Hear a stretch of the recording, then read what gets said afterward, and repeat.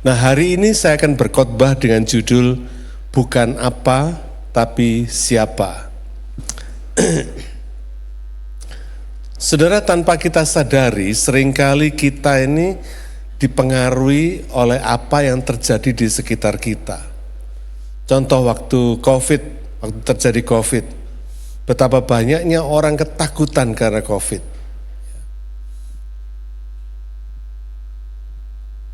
Banyak orang mengaku dosa karena takut nanti Tuhan jemput dia belum mengaku dosanya. Saudara, kita juga banyak yang tergantung kepada sesuatu. Siapa di sini yang sangat tergantung kepada HP? Ada? Iya. Saudara, pada akhir zaman seperti ini, bukan rahasia umum lagi bahwa hampir kita semua tergantung pada HP kita. Ya. Saya baru-baru ini ketemu sama teman saya, teman lama, hamba Tuhan yang melayani di bidang media. Dia orang sibuk di Jakarta, nah dia diundang ke sini untuk conference dengan semua stasiun TV Australia untuk membicarakan masa depan dari media kita di seluruh dunia ini. Dan apa yang mengagetkan saya ketika dia sharing tentang media ini, betapa nampak sekali bahwa media ini sudah didesain sedemikian rupa untuk mempengaruhi orang, ya, untuk mempengaruhi pemirsanya yang lihat. Bahkan pada akhirnya dia berkata, kamu sadar enggak bahwa digitalisasi ini pada akhirnya akan dipakai oleh antikris untuk membuat pemerintahan dunia, one world government. Kaget saya, saudara. Ya. Saya bersyukur pertemuan saya kali ini bersama dia, kita diperingatkan akan sesuatu yang mungkin tidak pernah kita pikirkan. Ya. Segala sesuatu yang bisa mempengaruhi manusia, yang bisa mempengaruhi kehidupan manusia, itu akan dipakai oleh antikris untuk memimpin atau mengontrol manusia di akhir zaman ini. Ya. Karena itu saudara, jangan pernah biarkan diri kita dikontrol oleh sesuatu. Ya. Jangan pernah tergantung pada sesuatu. Karena sebagai anak Tuhan, kita diberi otoritas untuk mengelola atau mengontrol dunia ini. Kejadian 1 ayat 26 sampai 28. Kita tidak boleh tergantung pada apa ciptaan, tapi harus fokus pada siapa, yaitu penciptanya, yaitu Tuhan. Mari kita baca sekarang Yohanes pasal 7 ayat 37 sampai 39. Kita baca ini dulu. Dan pada hari terakhir, yaitu pada puncak perayaan itu, Yesus berdiri dan berseru, barang siapa haus, baiklah ia datang kepadaku dan minum. Barang siapa percaya kepadaku, seperti yang dikatakan oleh kitab suci, dari dalam hatinya akan mengalir aliran-aliran air hidup. Yang dimaksudkannya ialah roh yang akan diterima oleh mereka yang percaya kepadanya. Sebab roh itu belum datang, karena Yesus belum dimuliakan. Saudara, ini peristiwa yang menarik sekali karena peristiwa ini terjadi pada Hari Raya Pondok Daun. Ya, kita sudah membahas sebelumnya, waktu Yesus disuruh oleh saudara-saudaranya pergi mengikuti Hari Raya Pondok Daun ini, Yesus pergi diam-diam. Ya. Bukan karena disuruh, tapi Yesus tahu ada orang-orang percaya di Yerusalem yang sedang menunggu kebenaran, yang haus akan kebenaran. Itu sebabnya ketika Yesus sampai di Yerusalem, dia bukan keliling-keliling lagi, dia langsung masuk ke Bait Allah dan mengajar di situ. Nah, Hari Raya Pondok Daun ini, saudara, dalam bahasa Ibrani disebut Sukkot, dari kata sukkah. pondok, ya artinya pondok, atau disebut juga perayaan Tabernakel. Ini adalah hari raya Yahudi yang merupakan perayaan pengucapan syukur. Pengucapan syukur atas segala berkat termasuk hasil panen yang diberikan Tuhan pada tahun yang bersangkutan. Hari raya Sukkot ini dirayakan selama 1 minggu, ya, pada bulan September dan Oktober, tepatnya tanggal 15 pada bulan Tisri. Ya. Tiap-tiap keluarga membangun pondok dengan dinding 3, di atasnya diberi tutup daun-daun. Mereka percaya pada waktu upacara pondok daun ini, nenek moyang mereka, Abraham, Ishak, Yakub, Musa, Harun, Yusuf, Daud, itu hadir di pondok-pondok yang mereka buat untuk mengenang mereka. Ya. Nah, pada hari terakhir dikatakan di situ, pada puncak perayaan itu, Yesus hadir. Ayat 37, dan dia berkata, barang siapa haus, baiklah ia datang kepadaku dan minum. Barang siapa percaya kepadaku seperti yang dikatakan oleh kitab suci, dari dalam hatinya akan mengalir aliran-aliran air hidup. Saudara, hari raya Pondok Daun ini mungkin hanya relevan bagi orang Yahudi pada waktu itu. Ya. Tetapi meskipun tujuannya mereka untuk mengenang leluhur mereka, seperti yang tadi saya katakan, tapi Yesus telah membuatnya relevan bagi orang percaya di masa ini, di masa kini. Ini menunjukkan, saudara, bahwa prinsip kebenaran yang ada di Perjanjian Lama itu tetap relevan di Perjanjian Baru. Kenapa? Karena Tuhan yang disembah sama. Amin. Karena itu banyak orang yang seringkali membeda-bedakan antara Perjanjian Lama dan Perjanjian Baru. Perjanjian Lama seolah-olah Tuhan itu begitu kejamnya, begitu sadisnya, kalau memerintahkan supaya dihabiskan satu suku bangsa di Kanaan. Seolah-olah Tuhan itu dibedakan antara Tuhan yang ada di Perjanjian Lama dengan Tuhan yang ada di Perjanjian Baru. Padahal enggak, saudara. Sama Tuhannya. Kalau Tuhannya sama, kebenarannya sama enggak? Sama. Kalau Tuhan yang memberikan kebenaran di Perjanjian Lama, Tuhan yang sama juga akan memberkati kebenaran itu di Perjanjian Baru. Ada banyak orang yang tanya sama saya, Pak, perpuluhan itu boleh enggak? Selalu kan gitu ya, tanyanya boleh enggak? Katanya orang itu, Pak, teologi Perjanjian Lama. Tuhan enggak ngajari perpuluhan di Perjanjian Baru. Saya bilang, kamu baca Alkitabnya sudah komplit belum? Terus dia bilang, belum Pak. Oh ya wis. Jadi bisa dimengerti. Kenapa? Karena belum komplit bacanya, saudara. Di Perjanjian Baru bukan lagi perpuluhan.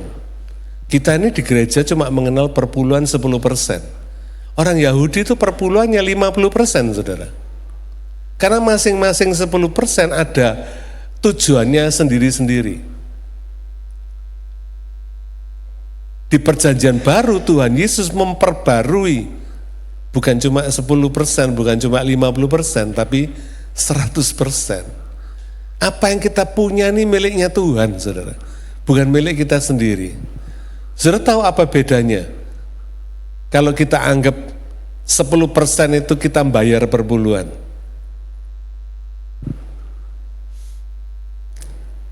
10% itu kita bukan bayar perpuluhan, mengembalikan perpuluhan. Kenapa? Karena 10% itu miliknya Tuhan. Kira-kira gitu ya. Bukan milik kita. Nah kalau kita nganggap kita tuh bayar perpuluhan, artinya apa?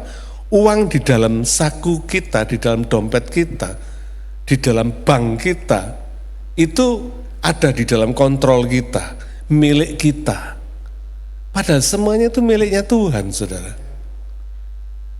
Mungkin ada orang yang berkata gini, lu saya yang kerja Pak, saya kerja keras dari pagi sampai malam, saya yang dapat duit. Betul. Yang ngasih kesempatan kerja siapa? Tuhan. Yang ngasih kekuatan kerja siapa? Tuhan. Yang memberkati kita itu Tuhan, saudara. Jadi jangan sampai kita itu merasa diri kita ini yang punya. No. Kita ini bukan yang punya, kita ini pengelola. Dalam bahasa Inggris stewardship, pengelola. Ya. Karena itu segala yang dipercayakan Tuhan di dalam hidup kita harus dikelola dengan baik, saudara. Ya.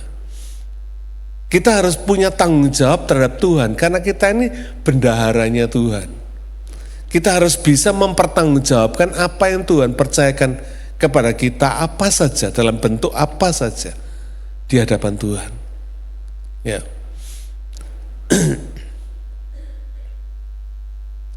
Bentuk pengucapan syukur yang pada waktu itu oleh orang Yahudi diwujudkan dalam hari raya Pondok Daun atau hari raya Sukkot, itu oleh Tuhan Yesus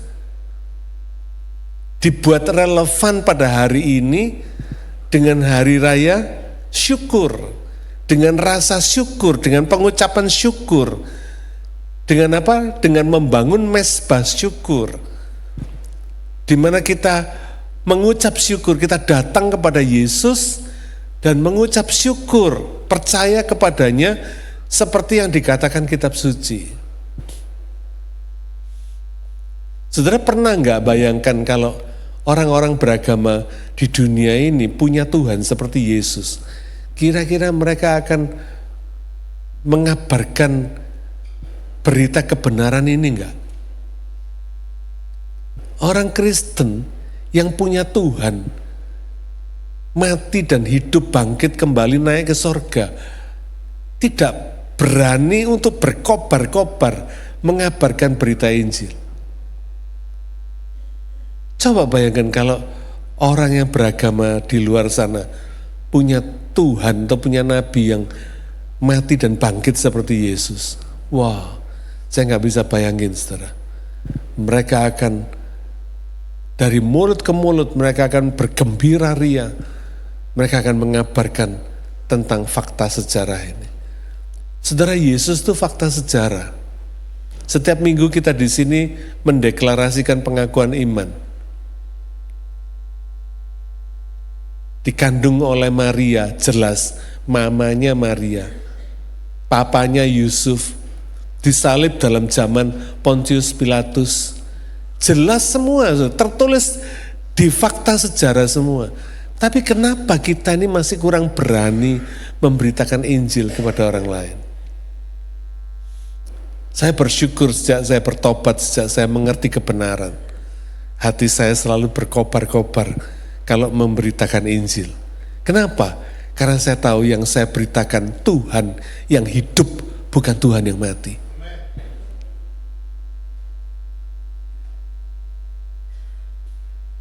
Ketika saya sampaikan berita Yesus itu hidup, dan mereka heran. Mereka selalu tanya sama saya, dari mana kamu tahu? Saya bilang, dari fakta sejarah. Yesus itu bukan cuma tertulis di kitab suci saya, tapi ada di dalam fakta sejarah, tertulis dalam sejarah dunia. Matinya pun jelas, tahun 33 Masehi, pada zamannya Pontius Pilatus, rajanya jelas Herodes, semua ada. Ya. Karena itu saudara, bentuk pengucapan syukur kita, di ultimate pengucapan syukur yang paling top dalam kehidupan kita, tidak ada lain. Percaya kepada Yesus yang seperti dikatakan kitab suci. Bukan percaya Yesus seperti yang menurut pikiran kita sendiri, tidak. Seperti yang dikatakan kitab suci.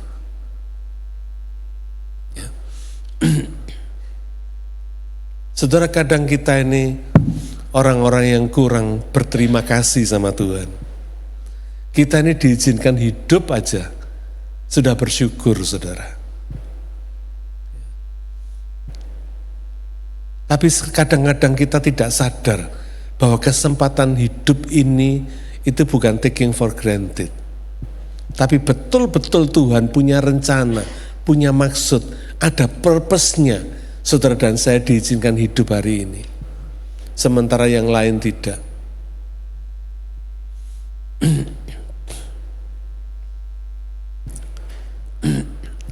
Saya adalah orang yang belajar terus mengucap syukur. Ya. Saya tahu bahwa apa yang terjadi dalam hidup saya ini betul-betul luar biasa. Ya. Nggak ada orang yang mau dibayar untuk bisa mengalami seperti saya.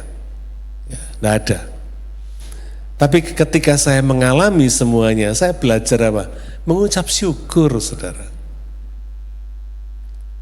Ketika saudara tidak mengucap syukur terhadap apa yang saudara alami, itu sama dengan saudara menganggap Tuhan itu bodoh. Kenapa? Mengizinkan hal itu terjadi pada kita. Enggak, saudara. Tuhan tidak pernah bodoh. Dia tidak pernah salah. Dia tidak pernah memberi beban di pundak kita yang salah.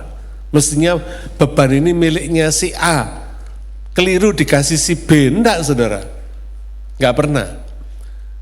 Sama dengan Tuhan itu tidak pernah salah memberikan berkat. Kalau mengizinkan beban itu terjadi atas kita, maka beban itu pasti akan membuat hidup kita makin baik. Siapa yang percaya? Haleluya. Ya. Kelihatannya sebuah beban, tetapi membuat hidup kita makin baik. Tuhan tidak pernah salah. Tidak pernah keliru memberi beban yang mestinya punya orang lain dikasih saudara, enggak. Demikian juga kita enggak perlu repot-repot memburu berkat, karena Tuhan tidak pernah salah memberikan berkat di dalam hidup kita. Masing-masing punya jatahnya sendiri. Amin. Nah, saya belajar jadi orang yang mengucap syukur. Sabtu yang lalu saya itu kepingin makan pecel, saudara ya. Nah, orang Surabaya itu kalau makan pecel harus pakai rempeyek. Ya. Itu sebabnya saya hari Sabtu itu setelah saya selesai persiapan segala macam, saya nonton YouTube, saudara. Nonton YouTube untuk belajar bikin rempeyek. Saya pikir besok hari Senin kalau saya sudah selesai tugas melayani, hari Minggu saya bisa bikin rempeyek, saya mau bikin pecel, mau makan pecel. Tapi apa yang terjadi ketika kami mengadakan LG di rumah Markus, ada jemaat yang membawakan saya, ngasih saya rempeyek. Nggak tanggung-tanggung, 1,5 kilo, saudara. Rempeyek teri sama rempeyek kacang. Bayangin, saudara. Saudara, kalau saudara jadi saya, apa yang saudara rasakan? Ayo, coba. Kira-kira saudara rasakan gimana? Saya ini ngerasa kayak dimanja sama Tuhan. Ya. Hasilnya makan rempeyek, sekarang batuk. Tapi saya nggak kapok-kapok, saudara.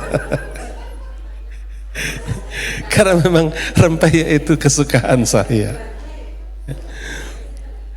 Tapi inilah pengucapan syukur, saudara. Ya, berterima kasih kepada Tuhan. Ya. Wujud pengucapan syukur kepada Tuhan itu bukan cuma bayar perpuluhan, bukan. Terlalu kecil itu. Karena apa? Itu sifatnya mengembalikan apa yang menjadi milik Tuhan.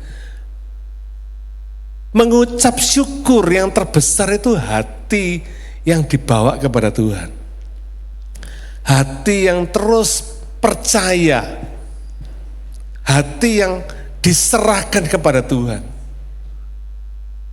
Saudara, kalau hidup saudara adalah hidup yang mengucap syukur, saudara adalah orang yang paling berbahagia di dunia. Bukan karena nggak punya persoalan, saudara punya persoalan, tetapi ketika saudara punya persoalan, saudara bisa mengucap syukur. Oh, saudara, luar biasa. Ketika saudara mengucap syukur, maka persoalan saudara bukan jadi beban, tapi jadi berkat. Ya. Akibat saya sakit sedemikian banyak, macam-macam. Rupanya penyakit apa yang saya derita ini sudah tersebar di seluruh Sydney. Sampai hari ini orang banyak menghubungi saya minta dilayani, khususnya orang-orang yang sakit. Saudara lihat, jadi berkat kan? Bukan jadi beban, jadi berkat akhirnya. Ya. Hati kita harus mengucap syukur bukan terhadap apa yang kita terima, tapi terhadap siapa yang memberikan itu kepada kita. Kita ini seringkali lebih condong mengingat apa yang kita terima.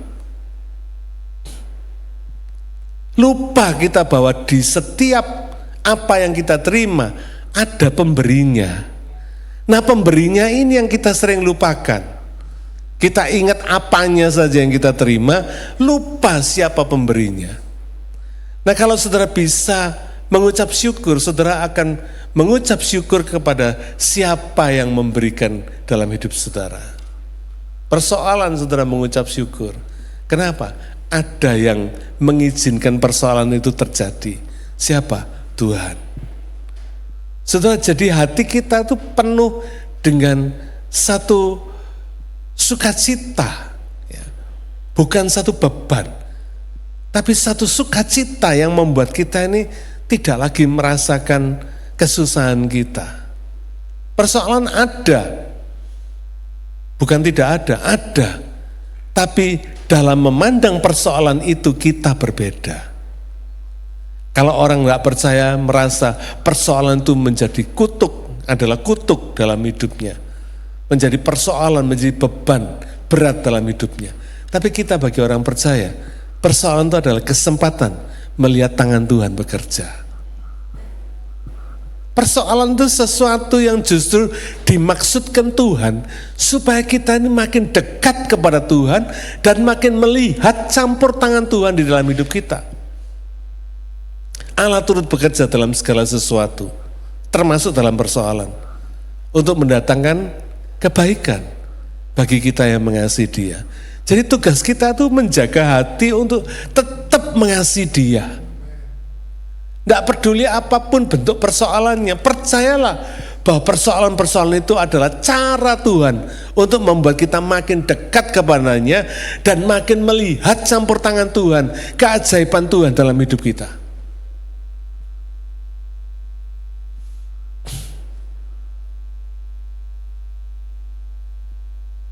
Hal-hal kecil seperti yang tadi saya ceritakan, bagi saya rempeyek tadi itu bukan hal besar tapi hal kecil. Kenapa?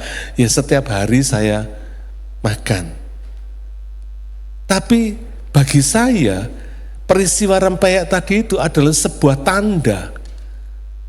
Hal-hal kecil itu sebuah tanda. Kalau Tuhan bisa memberikan hal-hal kecil ini, maka hal-hal yang besar pun sedang antri buat saya. Nangkap gak saudara? Hari ini saya menunggu ginjal baru dari Tuhan. Saya tidak tahu kapan saya dapat ginjal baru dari Tuhan. Tapi peristiwa rempeyek itu seolah-olah menjadi konfirmasi bagi saya bahwa Dia sedang bekerja. Oh, kalau Dia bisa berikan rempeyek, apa Dia nggak bisa berikan ginjal saya? Bisa, saudara. Sama gampangnya, bukan sama susahnya. Sama mudahnya. Kalau Tuhan memberikan kita hal-hal yang kecil, sama mudahnya Dia bisa berikan kita hal-hal yang besar.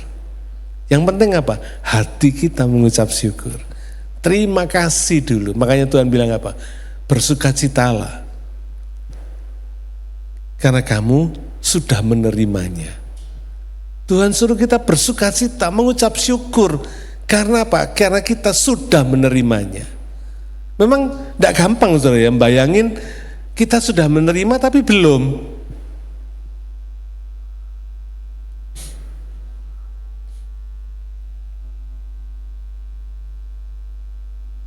Ayat 39, yang dimaksudkannya yaitu aliran-aliran air hidup itu, ialah roh yang akan diterima oleh mereka yang percaya kepadanya, sebab roh itu belum datang Karena Yesus belum dimuliakan.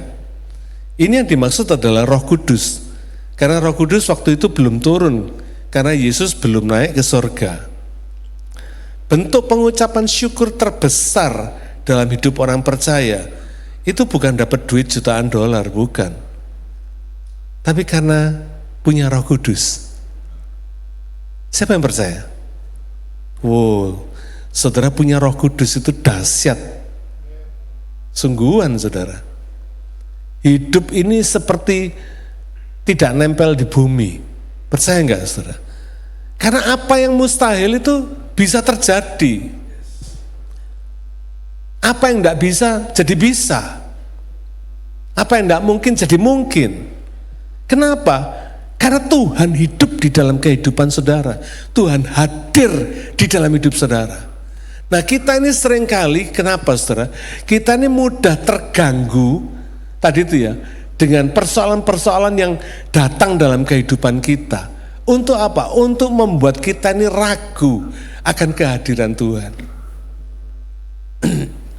Saudara tahu kenapa ketika saya sakit sampai hari ini, waktu saya sakit kanker, waktu saya harus dialisis, cuci darah, ginjal saya rusak, waktu jantung saya mesti dioperasi bypass dan sebagainya, saya nggak keder sama sekali.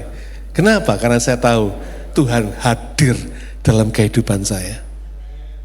Saya tidak menghadapi itu sendirian. Saya bersama Tuhan. Takut apa saudara? Takut apa? Tidak ada yang perlu kita takuti lagi hidup ini. Itu sebabnya ketika hati ini betul-betul mengucap syukur kepada Tuhan, maka saya percaya hati saudara pasti akan limpah dengan mengucap syukur. Isinya cuma terima kasih aja. Bangun pagi saudara bilang terima kasih Tuhan, aku boleh hidup hari ini. Mau tidur malam saudara berkata terima kasih Tuhan, Engkau izinkan aku hidup sampai malam hari ini. Setiap kali saudara makan saudara berkata terima kasih Tuhan untuk pemeliharaanmu yang sempurna, sehingga aku tidak pernah kekurangan.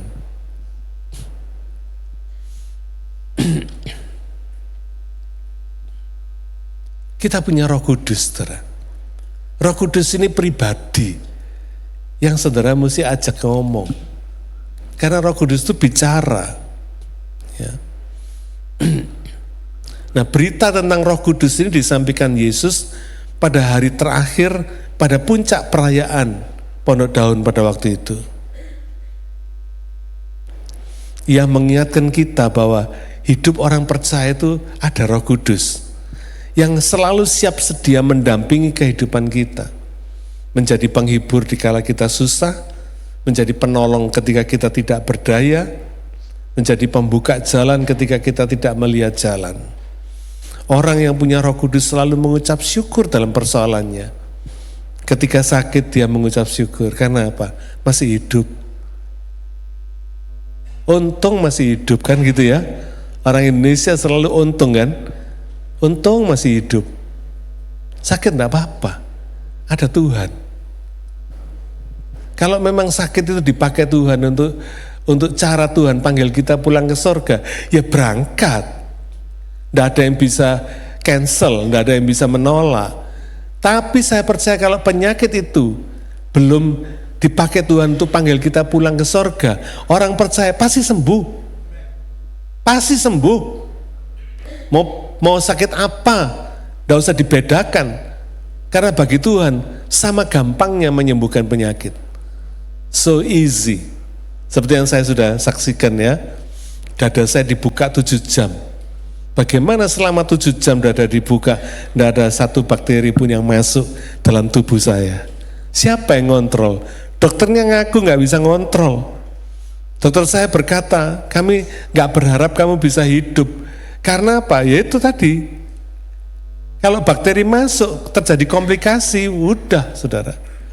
Dengan sejarah penyakit model kayak saya sudah paling top katanya. Tapi saya percaya, dokter nggak bisa ngontrol, tapi Tuhan bisa. Selama 7 jam dia menutup tubuh saya supaya tidak ada penyakit bakteri apapun yang masuk ke dalam tubuh saya. Hebat saudara. Sampai mereka nggak percaya, nggak ada fever katanya. Nggak ada. Nggak ada infeksi, nggak ada. Nggak ada komplikasi, nggak ada. Wow. Heran mereka saudara. Nah, kesempatan. Ngomong sama orang-orang pinter kesempatan. Jadi kalau sudah dikirim ke rumah sakit, ingat ada tugas untuk ngomong sama orang-orang pinter. Dokter-dokter sama nurse. Ganti saya yang cerita sama mereka. Heran mereka saudara. Apalagi mereka tahu saya nggak mau makan painkiller. Wah, lebih heran lagi mereka. Operasi jantung bypass tidak makan painkiller. Saudara bisa bayangkan. Kamu kok bisa katanya. Saya bilang ada Tuhan yang memampukan saya. Sakit-sakit, tapi saya diberi kemampuan, kekuatan untuk menahan rasa sakit. Ya. Ketika rumah kita tidak menyenangkan, bersyukur karena masih punya rumah, nggak nebeng di bawah jembatan. Kalau kita punya persoalan rumah tangga, bersyukur karena kita masih punya keluarga, masih punya rumah tangga meskipun ada persoalan, daripada nggak punya keluarga, gitu ya. Kalau ada persoalan di dalam pekerjaan, bersyukur karena kita masih punya pekerjaan, masih ada pekerjaan. Ibrani 3 ayat 7, sebab itu seperti yang dikatakan Roh Kudus pada hari ini, jika kamu mendengar suaranya, janganlah keraskan hatimu, seperti dalam kegeraman pada waktu pencobaan di padang gurun. Nah, ini yang paling penting bagi kita. Roh Kudus hadir dalam kehidupan kita, dia pasti melakukan apa yang dia harus lakukan. Percaya? Dia tahu apa yang mesti dilakukan dalam hidup kita. Bagian kita cuma apa? Percaya dan taat. Ketika Roh Kudus bicara, taat. Saudara punya Roh Kudus, kalau Roh Kudus bicara nggak ditaati, sama dengan nggak punya Roh Kudus, betul nggak? Saudara punya firman, nggak saudara baca, nggak saudara taati, sama dengan nggak punya firman. Rugi saudara.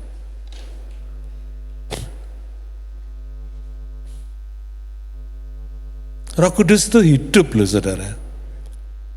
Makanya Roh Kudus itu bicara. Karena hidup dia bicara saudara. Bicara untuk apa? Membimbing kehidupan kita orang percaya. Ya. Dan kalau kita tidak percaya, tidak serius sama Tuhan, ini yang mau saya bahas. Ini yang seringkali tidak dipahami oleh banyak orang Kristen. Kalau saudara tidak sungguh-sungguh percaya, tidak sungguh-sungguh serius sama Tuhan, itu merupakan celah yang terbuka dan setan pasti akan memanfaatkan setiap kesempatan yang terbuka dalam hidup orang percaya untuk menghancurkan kita. Jangan dipikir kalau saudara nggak serius sama Tuhan, nggak ada risikonya. Siapa bilang? Setan itu seperti singa yang mengaum-ngaum untuk menunggu orang yang bisa ditelannya. Gak main-main saudara. Mengaum-ngaum artinya apa? Siap menerkam. Dia berjalan keliling. Saudara dikelilingi oleh singa yang mengaum-ngaum untuk menerkam dan menelan saudara. Logikanya saudara, jangan buka celah, betul nggak? Jangan hidup kita ini buka celah. Kalau hidup kita ini buka celah, jangan salahkan setan kalau dia masuk. Dia ambil bagian, dia ngerjain kita. Karena apa? Ada celah. Tutup celah itu dengan cara apa? Saudara sungguh-sungguh percaya. Sungguh-sungguh serius sama Tuhan. Percaya, setan gak bakal nyentuh saudara. Deket aja gak berani.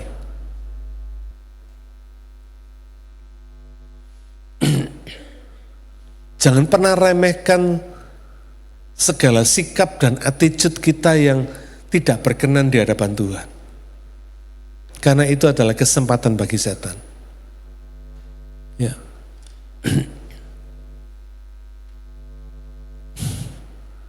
Risikonya mahal. Hidup yang sudah dibeli oleh Yesus ini jadi taruhannya. Itu sebabnya banyak anak Tuhan, orang Kristen, kenapa kelihatan seperti diajar habis sama setan? Karena ini. Orang lain gak tahu kalau dia gak serius. Tapi Tuhan tahu. Pertanyaannya, apa yang keluar dari hati kita sekarang? Setiap hari. Kita ini tukang ngomel atau membagi berkat?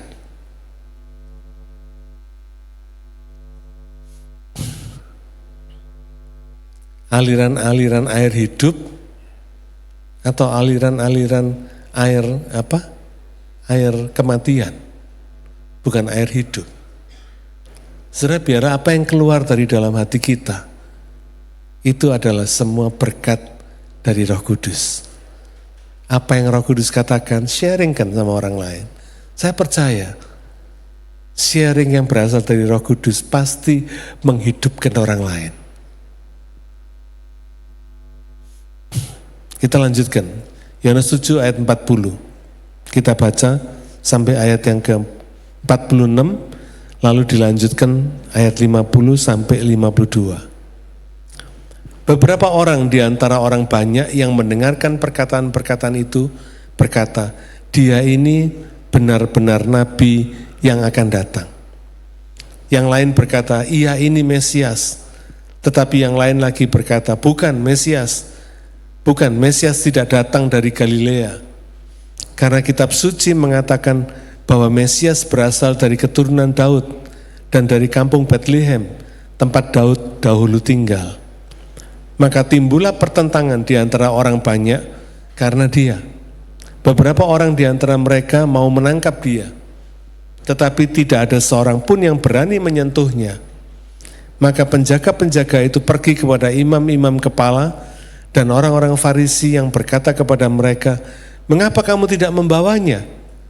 Jawab penjaga-penjaga itu, belum pernah seorang manusia berkata seperti orang itu. Ayat yang ke-50. Nikodemus, seorang dari mereka yang dahulu telah datang kepadanya, berkata kepada mereka, apakah hukum Taurat kita menghukum seseorang sebelum ia didengar dan sebelum orang mengetahui apa yang telah dibuatnya? Jawab mereka, apakah engkau juga orang Galilea?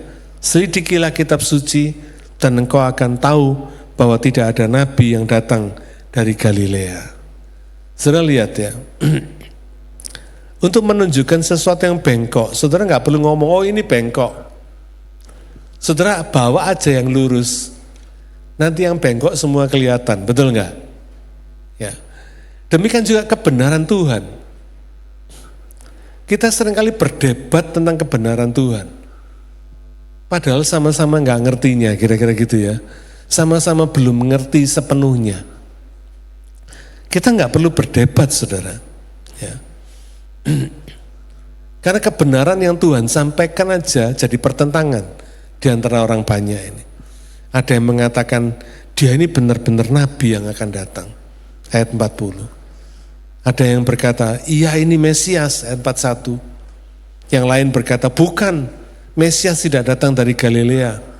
Karena kitab suci mengatakan bahwa Mesias berasal dari keturunan Daud dan dari kampung Bethlehem, tempat Daud dahulu tinggal. Saudara lihat, yang pakai kitab suci pun sama ngawurnya. Ya. Apa yang dipertentangkan banyak orang itu tentang siapa Yesus itu separuh benar, separuh salah, saudara. Kenapa? Karena mereka belum bisa membuktikan Yesus itu Nabi dan Mesias.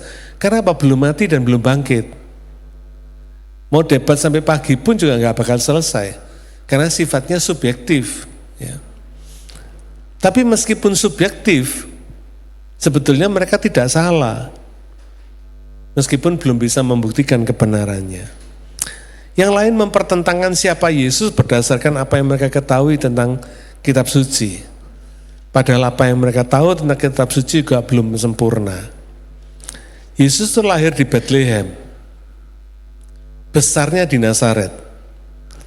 Nazaret itu di Galilea. Kenapa? Pada waktu Maria mau melahirkan Yusuf, ada sensus. Karena itu Yusuf membawa Maria ke Bethlehem di tanah Yudea. Karena ia keturunan Daud. Ya. Jadi sebetulnya apa yang mereka pertentangkan ini salah semua gitu loh saudara. Yesus itu orang Bethlehem, besar di Nazaret, tapi dia di Bethlehem. Bethlehem itu tempat lahirnya Daud. Galilea. Ya. Bahkan saudara lihat di sini, ketika Nikodemus muncul, Nikodemus ini orang yang hidupnya dirubah Tuhan ketika bertemu Yesus pada waktu malam. Ingat ya, Yohanes pasal 3. Yesus bicara tentang kelahiran baru. Nikodemus mencoba menyatakan kebenaran yang diketahuinya tentang kitab suci. Itu pun tidak bisa mencegah keinginan mereka untuk membunuh Yesus. Saudara, kalau orang itu tidak percaya, selalu menemukan alasan untuk tidak percaya. Demikian juga kalau orang itu percaya, selalu ada alasan untuk percaya, untuk bersyukur, untuk percaya. Ya. Nah, setiap kebenaran yang tidak dipercaya pasti akan menimbulkan pertentangan. Segala kebenaran di dalam hidup kita yang tidak kita percaya nanti akan pasti menimbulkan persoalan. Jadi sikap kita bagaimana? Percaya. Itu sikap yang nomor satu. Saya selalu berkata, Tuhan tidak perlu dimengerti, tapi perlu dipercaya. Supaya apa? Supaya tidak ada persoalan dalam kehidupan kita. Bahkan dalam Lukas 12 ayat 49 sampai 52 kalau saudara baca di situ. Pertentangan itu bisa timbul dalam satu rumah. Kalau ada 5 orang dalam satu rumah, bisa 2 lawan 3, 3 lawan 2, saudara. Bisa ayah melawan anaknya laki-laki, anak laki-laki melawan ayahnya. Bisa ibu melawan anaknya perempuan, dan anak perempuan melawan ibunya. Bisa ibu mertua melawan menantu perempuan, dan menantu perempuan melawan mertuanya, melawan ibu mertuanya. Saudara, kalau perhatikan konteksnya dalam Lukas 12 ini, itu bicara tentang pertentangan yang dimaksudkan di Lukas 12 ini adalah tanda zaman. Jadi kalau ada pertentangan, kalau ada persoalan dalam hidup kita, kita ini mesti belajar melihat tanda zaman. Bisa membaca tanda zaman melalui setiap pertentangan maupun persoalan yang terjadi. Jangan bingung. Bacalah tanda zaman ini. Makanya di dalam Lukas 12 ayat 57 dikatakan, dan mengapakah engkau juga tidak memutuskan sendiri apa yang benar. Rupanya Tuhan tuh mau supaya kita tuh mengambil keputusan. Seperti yang pernah saya sampaikan ya, persoalan dalam hidup kita ini terjadi karena kita ini belum ngambil keputusan. Ya. Saudara, kenapa telat? Karena saudara belum mengambil keputusan untuk tidak mau telat. Betul enggak? Kenapa saudara merasa berat waktu membayar perpuluhan? Karena saudara belum mengambil keputusan bahwa perpuluhan itu mesti dikembalikan karena perpuluhan itu miliknya Tuhan. Kenapa kalau mau kebaktian hari Minggu berat setengah mati? Keluar dari guild aja, selimut aja masih berat. Kenapa? Belum ngambil keputusan. Saudara, semua persoalan, semua pertentangan di dunia ini terjadi karena kita belum ngambil keputusan. Belum ngambil keputusan yang benar maksudnya terhadap persoalan itu. Kita belum berani mengambil keputusan. Sekali kita berani mengambil keputusan, hidup saudara itu makin ringan, bukan makin berat. Ya. Saudara tidak perlu bergumul lagi kalau Minggu mesti kebaktian. Saudara tahu, Minggu saudara ada di mana tempatnya, tahu. Ketika saudara mendapat berkat, saudara tahu 1/10 saudara kembalikan kepada Tuhan. Karena itu miliknya Tuhan, bukan milik saudara.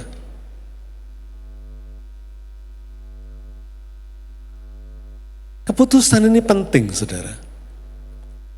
Supaya kita tidak lagi melakukan kesalahan yang sama. Keledai itu tidak akan membenturkan kepalanya di batu yang sama. Tapi manusia kadang-kadang lebih buruk dari keledai. Sudah tahu telat itu salah, tapi kita mesti terus telat. Ya toh? Karena belum mengambil keputusan. Belum cut off tadi itu. Belum memutuskan untuk tidak lagi telat. Kalau boleh saya pakai kata kasarnya, kita ini belum punya malu kalau telat, kira-kira gitu ya. Tetapi ketika kita memutuskan untuk tidak mau telat, saudara enteng. Saudara tahu ketika jam berapa saudara harus tiba, jam sekian juga saudara harus siap, dan sebagainya.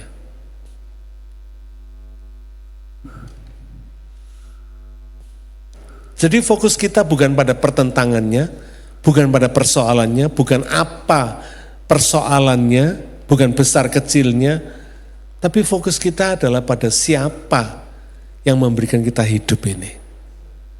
Yang mengizinkan semua persoalan terjadi demi kebaikan kita. Saya bersyukur, saudara, kalau hari ini saya boleh membagikan kebenaran ini. Karena saya juga sangat diberkati. Bukan apa, tapi siapa. Amin. Mari kita berdoa.